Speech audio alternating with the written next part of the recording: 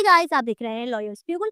अक्सर लोग पूछते हैं कि लीगल नोटिस होता क्या है और इसे कैसे बेचते हैं। So let's break it down under 2 minutes.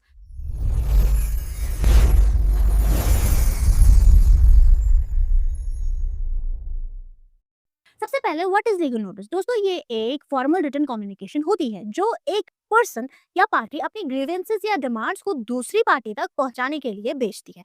Basically ये एक वार्निंग होती है, अगर आपने ये मसला हल नहीं किया तो मैं आप पर केस कर सकता हूँ।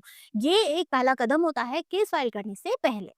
अब बात है कि हाउ टू सेंड इट। ये सिंपल 3 स्टेप प्रोसेस होता है। Step number 1, get the details right. सबसे पहले आपको सारे डिटेल्स सही से कलेक्ट करने पड़ेंगे, जैसे कि आपका नाम और आपका एड्रेस, जिसको आप नोटिस भेज रहे हैं उसका नाम और एड्रेस, और सारी डेट्स एंड फैक्ट्स बिल्कुल क्लियर होने चाहिए।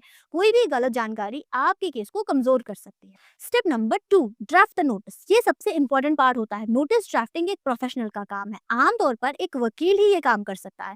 नोटिस में आपको साफ साफ बताना होता है कि आपकी क्या डिमांड्स है, किस वजह से है, और अगर डिमांड पूरी नहीं हुई तो आप क्या एक्शन लेंगे। ये आसान भाषा में लिखना होता है, लेकिन कानूनी तौर पर ये सब बिल्कुल प्रिसाइज होना चाहिए। स्टेप नंबर 3, एक बार नोटिस ड्राफ्ट हो जाए तो उसे भेज दीजिए। इसका सबसे कॉमन तरीका होता है रजिस्टर्ड पोस्ट। इससे आपके पास प्रूफ भी रहेगा कि आपने नोटिस भेजा और उस पार्टी को रिसीव भी हो गया।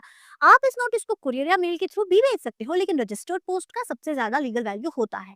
याद रखिए दोस्तों, लीगल नोटिस भेजने का मकसद डिस्प्यूट को बिना कोर्ट गए सॉल्व करना होता है। इससे आपका टाइम, एनर्जी और पैसा सब बच जाता है।